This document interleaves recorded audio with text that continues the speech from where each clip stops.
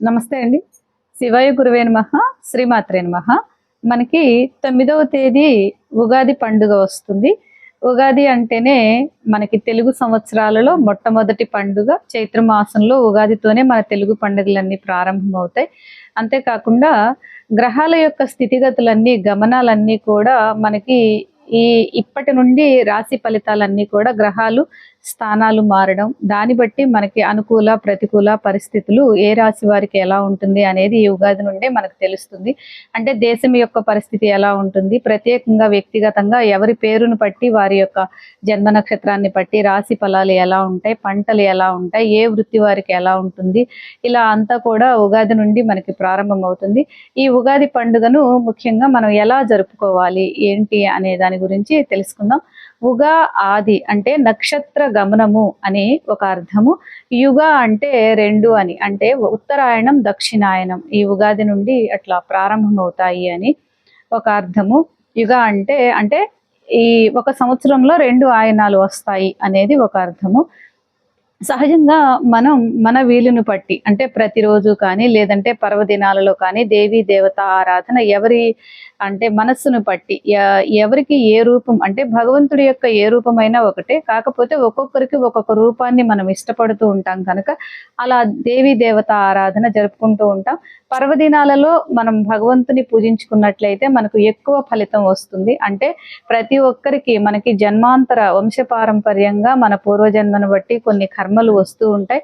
దాని వలన కుటుంబంలో కొంతమందికి అన్యోన్యత లోపం, లేకపోతే కొంతమందికి ఎప్పుడూ మనశ్శాంతి లేకపోవడం, ఆర్థిక సమస్యలు, ఇలా రకరకాలుగా ఇబ్బందులు కలుగుతూ ఉంటాయి. కనుక ఇలాంటి ప్రాధాన్యత కలిగినటువంటి రోజులలో మనం భగవంతుని ఆరాధించుకున్నట్లయితే ఒక్కరోజు ఆరాధిస్తే సంవత్సరం అంతా కూడా మనకు చాలా బాగుంటుంది.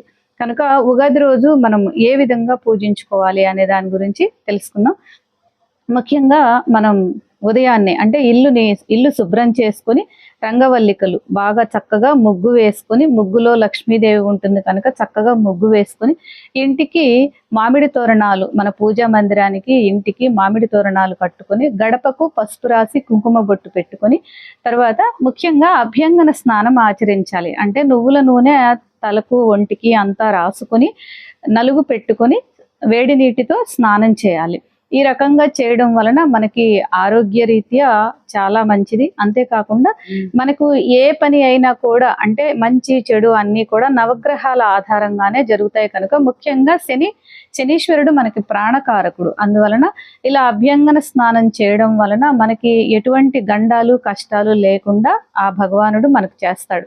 కనుక అభ్యంగన స్నానం చేయాలి.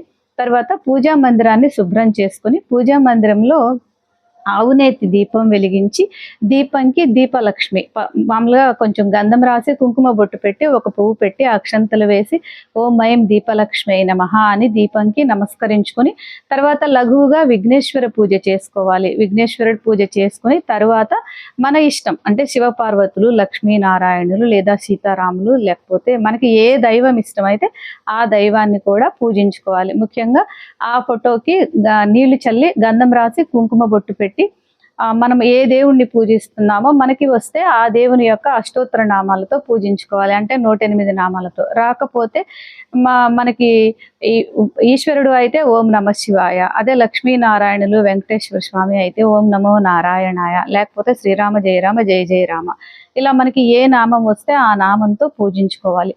పూజించుకున్న తర్వాత ముఖ్యంగా ఈ రోజున వేపపూత ప్రసాదం నైవేద్యంగా పెట్టాలి. అంటే వేపపూతను శుభ్రంగా చెరిగి ఆ వేప పువ్వు రెక్కలను వేసి దానిలో చింతపండు పులుసు చిక్కగా కలిపి పోసి మామిడికాయ ముక్కలు వేసి చిన్న చిన్న ముక్కలుగా చేసి మామిడికాయ ముక్కలు వేసి బెల్లం వేసి ఉప్పు వేసి కొంతమంది అంటే పచ్చిమిరపకాయలు వేస్తారు, కొంతమంది మిరియాల పొడి కూడా వేయవచ్చు. అసలు మొట్టమొదటి కారం మనకు మిరియాల పొడి మాత్రమే. మిరియాల పొడి వేసి అరటిపండు మెత్తగా చేసి వేసి కలిపి అది నైవేద్యం పెడతారు. కొంతమంది దీనిలో తేనెను కూడా జోడిస్తారు. అంటే మనకి తేనె సంపూర్ణమైనటువంటి ఆరోగ్యాన్ని కలిగిస్తుంది. గురు భగవానుని యొక్క దయ కలుగుతుంది కనుక, అంటే గురుబలం ఉంటే ఏదైనా మనం సాధించగలుగుతాం కనుక ఈ విధంగా ప్రసాదం తయారు చేసి తర్వాత మన శక్తిని బట్టి అంటే పొంగలి, పులిహార ఇట్లా పిండి వంటలు అలా తయారు చేసుకొని అన్నీ కూడా మనం ముందుగానే సిద్ధం చేసుకొని పూజలో మనం పూజించగానే నైవేద్యం పెట్టాలి. నైవేద్యం పెట్టి తాంబూలం పెట్టి హారతి ఇచ్చి మన కుటుంబ సభ్యులందరి పేర్లు చెప్పుకొని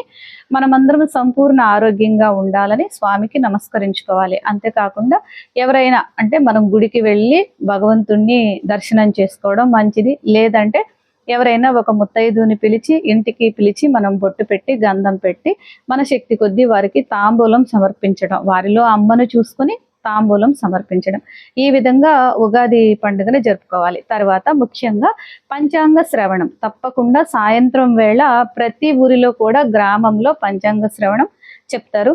అంతేకాకుండా ఇప్పుడు మనకి అన్ని ఛానల్స్లో కూడా పంచాంగ శ్రవణం వస్తుంది, మన ఛానల్లో కూడా వస్తుంది. తప్పకుండా పంచాంగ అంటే మన పేరు పొలం ఒకటే అని కాదు, పంచాంగ శ్రవణం మొత్తం వినాలి. అంటే ఉదయం పూట మనం పంచాంగం పూజించి సాయంత్రం పంచాంగ శ్రవణం విన్నట్లయితే మనకు చాలా మంచి జరుగుతుందన్నమాట. ఈ విధంగా ఉగాది పండుగని మనం జరుపుకోవాలి. అందరికీ కూడా ఈ ఉగాది అందరి జీవితాల్లో సుఖ సంతోషాలు నింపాలని మనస్ఫూర్తిగా కోరుకుంటున్నాము. సర్వే జన సుఖినో భవంతు.